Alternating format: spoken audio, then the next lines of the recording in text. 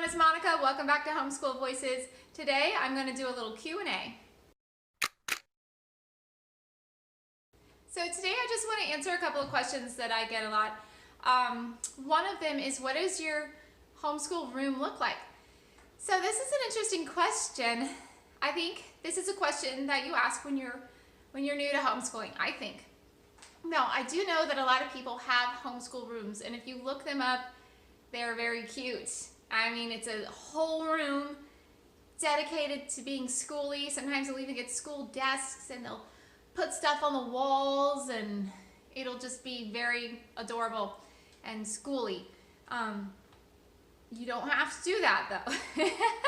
I wonder, first of all, we got a couple of things here. First of all, you have to have a house big enough to dedicate an entire room just to schoolwork.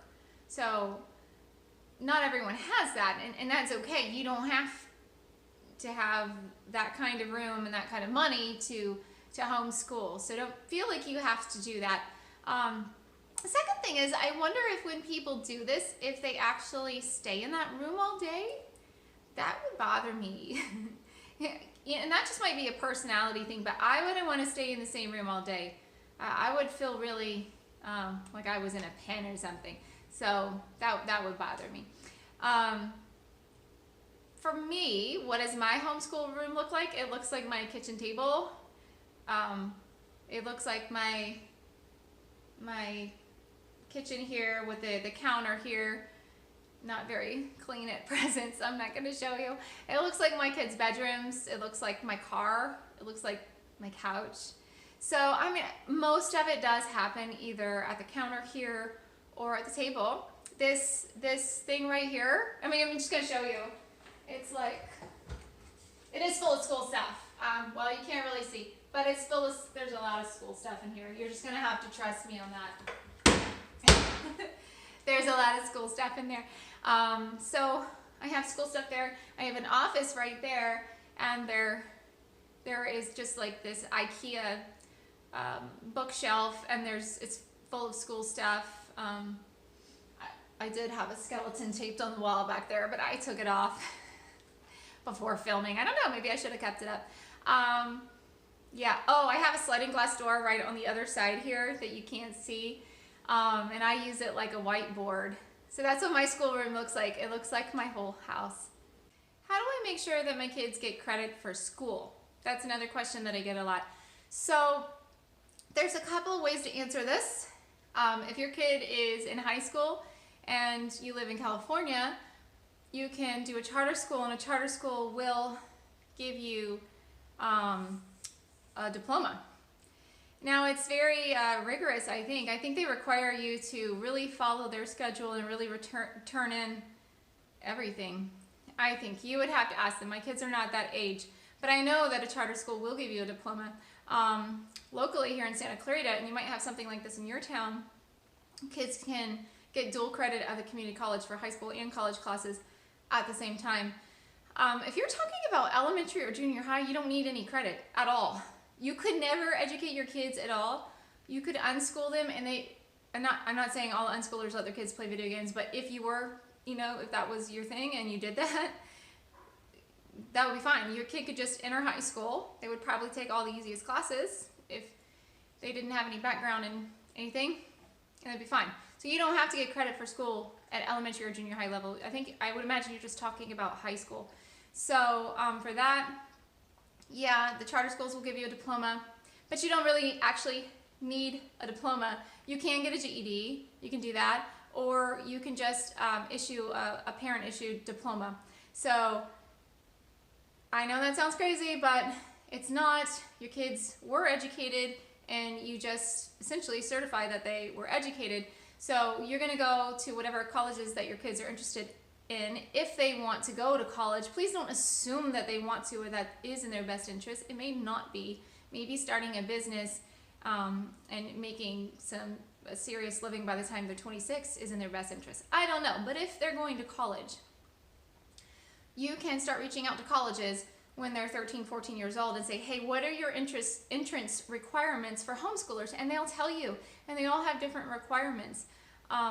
Some of them might want a GED, some might not. And they might want a transcript Okay, so now you're going to ask me, how do I make a transcript? There are services that will make a transcript for you, or you can just look up what a transcript looks like and fill it out. I don't think it needs to be overly complicated.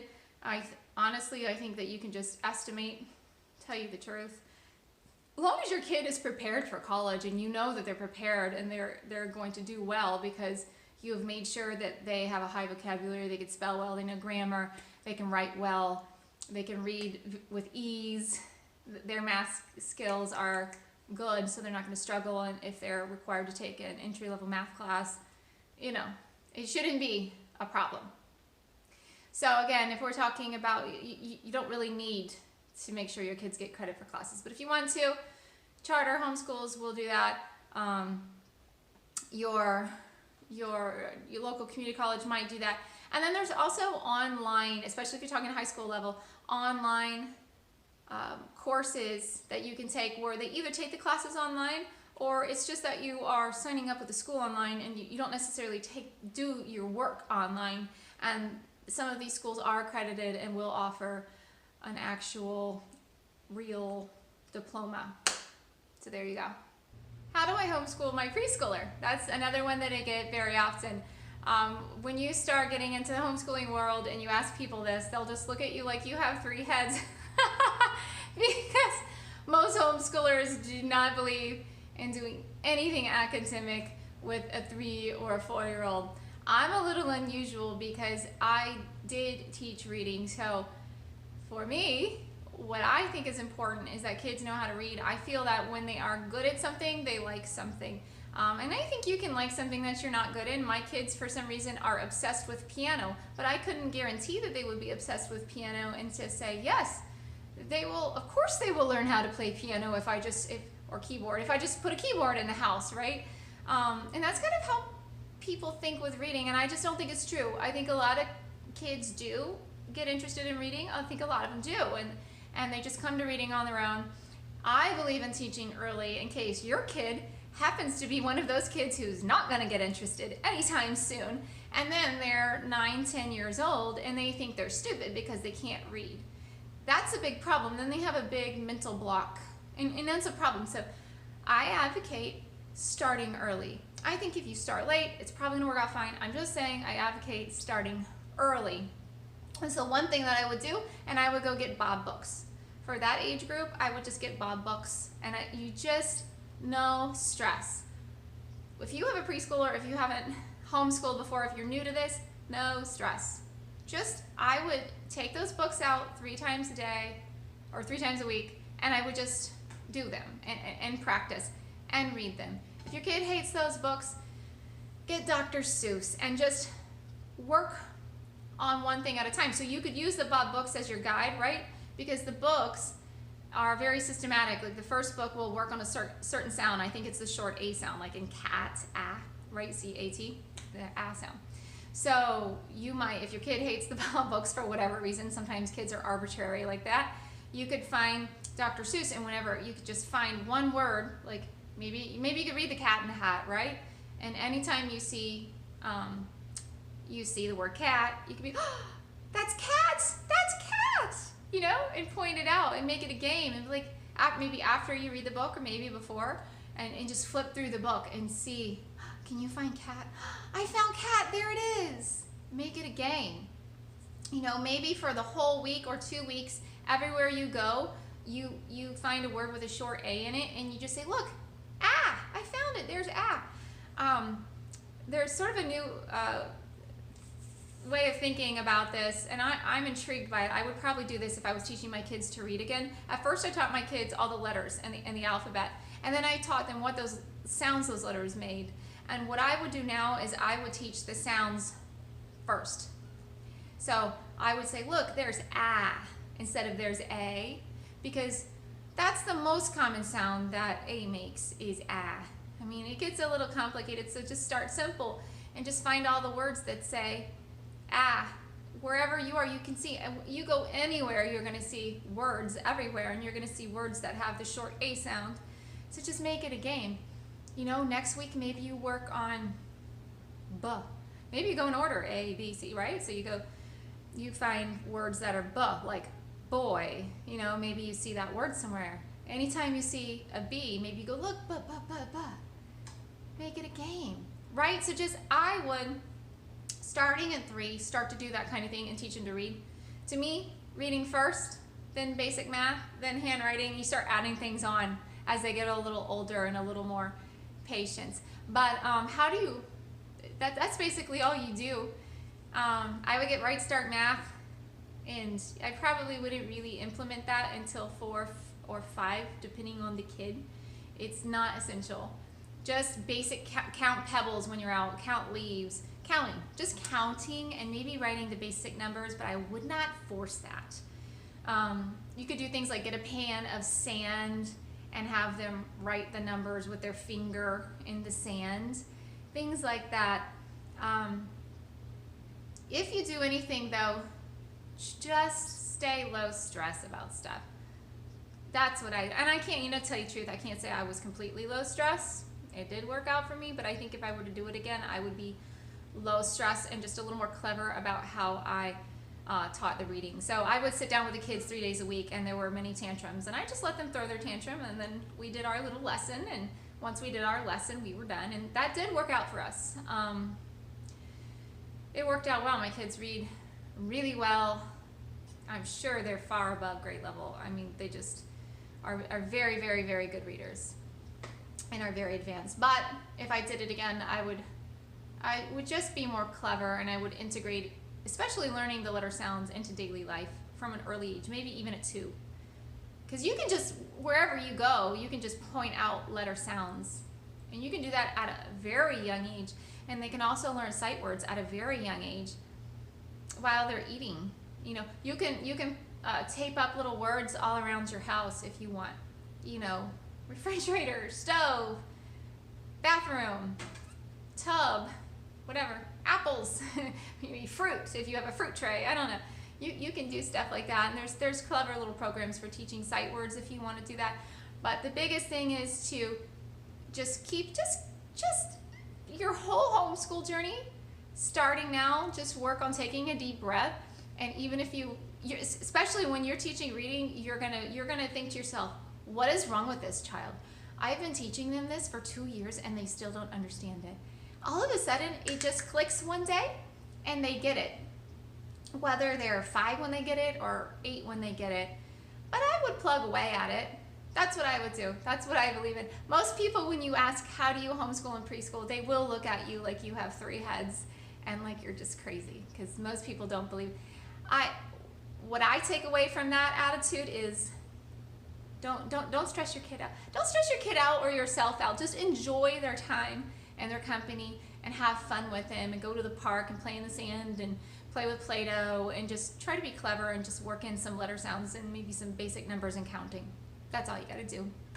And today's last question is, how do I find social activities for my kid? So this is something that we are going through in our family, and a lot of people, it tends to happen a lot around the middle school years or upper elementary years, when those friendships start changing, or maybe you move and just things get switched up.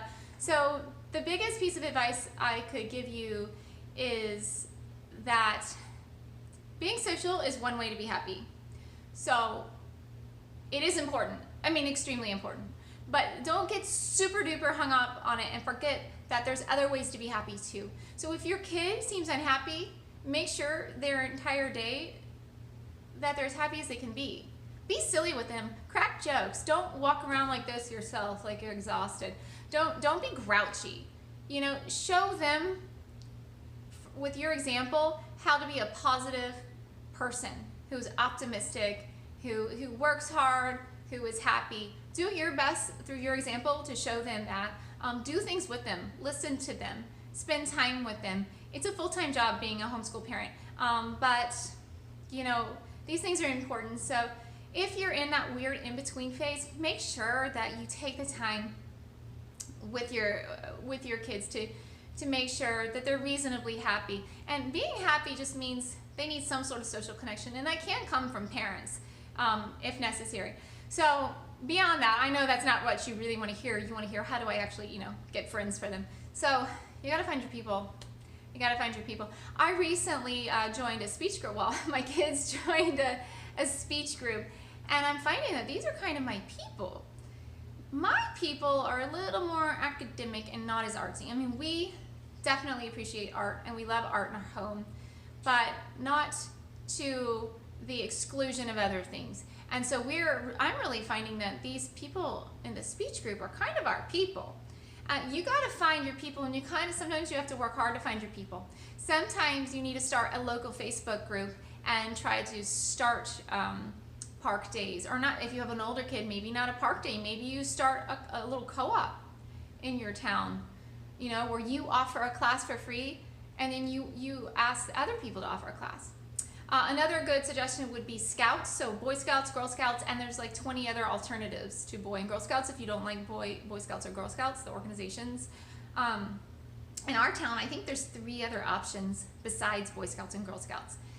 So an activity like that is fun because the kids can talk and do things together.